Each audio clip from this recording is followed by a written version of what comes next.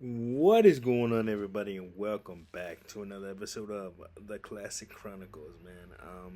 Sorry for being a little late with content, but man, life happens. But anyway, here we are, man, and I'm gonna be talking about AEW Full Gear. So Full Gear went down this past Saturday at the Prudential Center in Newark, New Jersey, aka The Rock.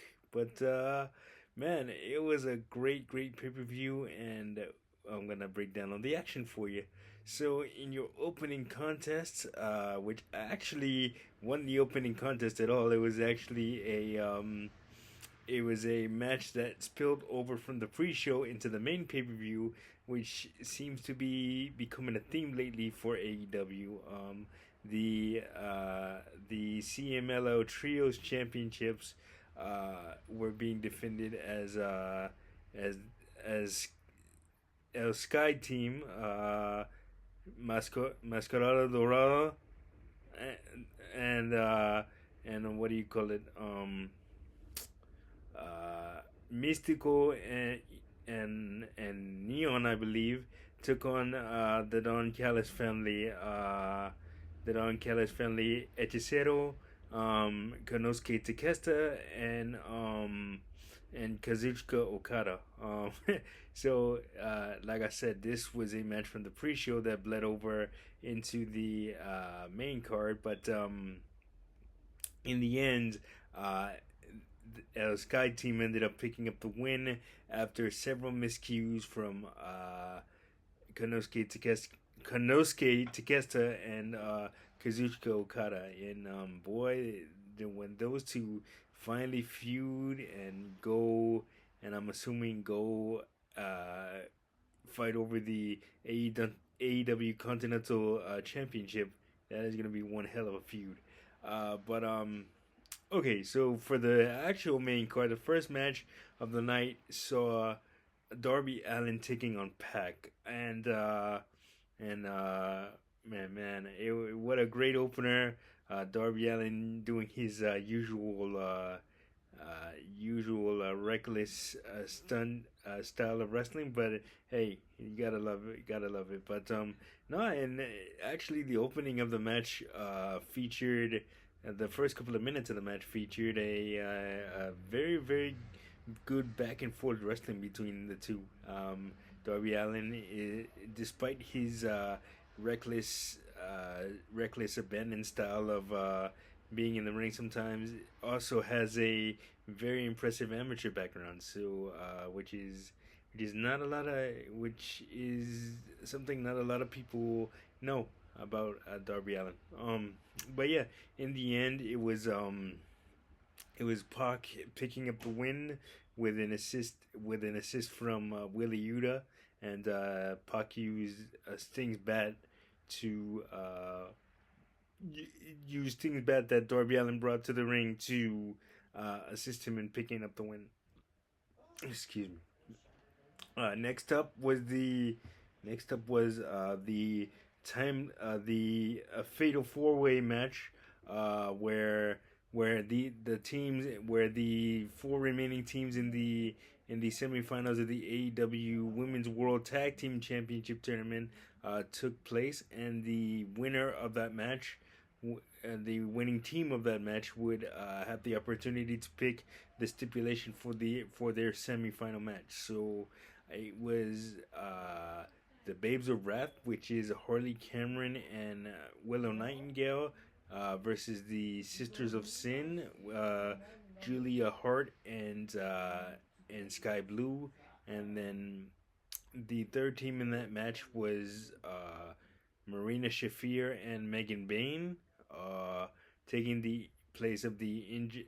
Marina Shafir took the place of the injured Penelope Ford, and the final team in that match was the Timeless Love Bombs, Tony Storm and Mina Shirakawa. So Mina Shirakawa and Tony Storm will be facing Megan Bain and Megan Bain and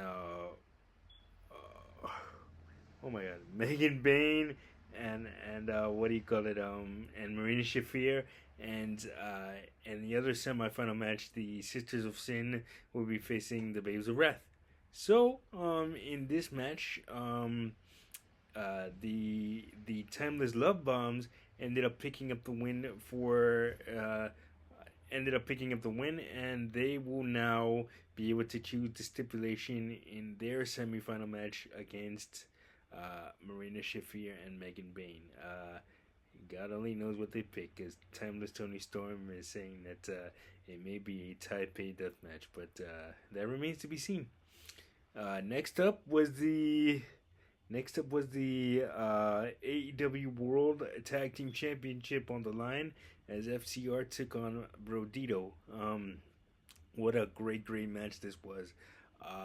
Stokely Hathaway making his entrance to a belly parody. that was pretty cool. And then and then of course Brodito and Brody King and Bandito. Man, what a magical ride they've had in 2025.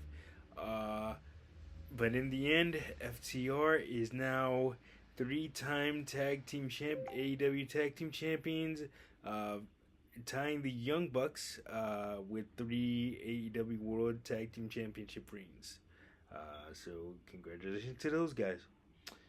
Next up was the Casino Gauntlet to determine the first AEW National Champion. Bobby Lashley and Shelton Benjamin entered at number 1 and 2 respectively, but they weren't in the match very long because they got taken out by the Gates of Agony, Bishop Leona and Tawa. Bishop Kong and Toa Leona. Oh my god! All right, I'll get it right eventually. But your brand new your inaugural international AEW International Champion is none other than Ricochet after pinning Kevin Knight of Jet Speed. Next up was the TNT Championship on the line, with Mark Briscoe facing Kyle Fletcher. And this time around, if Mark Briscoe failed to secure the TNT Championship, he would have to join the Don Callis family. But after a wild match, Mark Briscoe ended up picking up the win and is your new TNT champion. He was presented with a brand new TNT championship backstage by his conglomeration partner, Orange Cassidy. They presented him with a new championship, and it is decked out in camo. It looks really cool.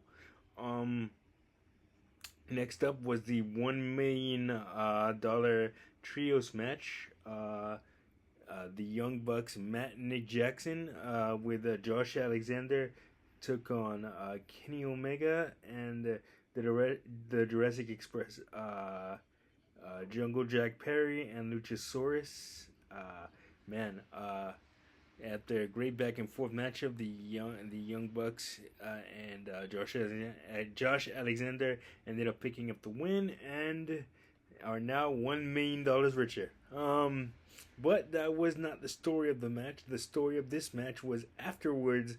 The Don Callis family were beating down the Jurassic Express and Kenny Omega, and the Young Bucks, instead of going back to the locker room and taking their $1 million, their share of $1 million, they ended up making the save for Jurassic Express and Kenny Omega, thus turning on the Don Callis family and reforming the Elite with Kenny Omega and Jack Perry. So that's gonna be pretty cool to see where that goes now. And next up was the AEW Women's World Championship match. Mercedes Moné, who is a champion in 13 different promotions, including AEW and Ring of Honor. Uh, including AEW and Ring of Honor. It took on Chris Statlander, the reigning AEW Women's World Champion, and she and Chris Statlander, pronouns pal. Chris Statlander ended up picking up the win over Mercedes Moné to retain the AEW World Championship. And what an incredible matchup that was. Um, and Okay, and next up was your main event for the AEW Men's World Championship as Hangman Adam Page defended the championship against. Oh no! Matter of fact, I'm so sorry. No, that was not your main event. Next up was the no holds barred match between Kyle O'Reilly and John Moxley, and John Moxley ended up tapping out to Kyle O'Reilly again. You can kind of sense some dissension in the ranks amongst the Death Riders. So we'll have to see where that goes. So now let's talk about your main event. Samoa Joe looking to take the AEW Men's World Championship from Hangman Adam Page. And boy, what an insanely violent and brutal match this was, man. But in the end, Hook ended up hitting Adam Page with the AEW World Championship, and costing him the win. And now Samoa Joe is your new AEW Men's World Champion, and that wasn't the chaos didn't end there. The return of Swerve Strickland, who has really bulked up since he's been gone from AEW after the injury. He has bulked up and he has returned to put Samoa Joe on notice. And let's see where that goes, because the last time those two had a match, it was an incredible one. And let's see how it goes this time around. But next up on the AEW docket, the Continental Classic, which begins tonight. If you're listening to this earlier in the day, tonight on Dynamite. Man, can't wait to see if Kazuchika Okada can defend his Continental Championship for the second consecutive year, I should say. That remains to be seen. But anyway, that is gonna do it for this episode of the Classic Chronicles. Like, subscribe, share. Don't forget to hit that notification button so you don't miss a video. And I will see you guys on the next one. Peace.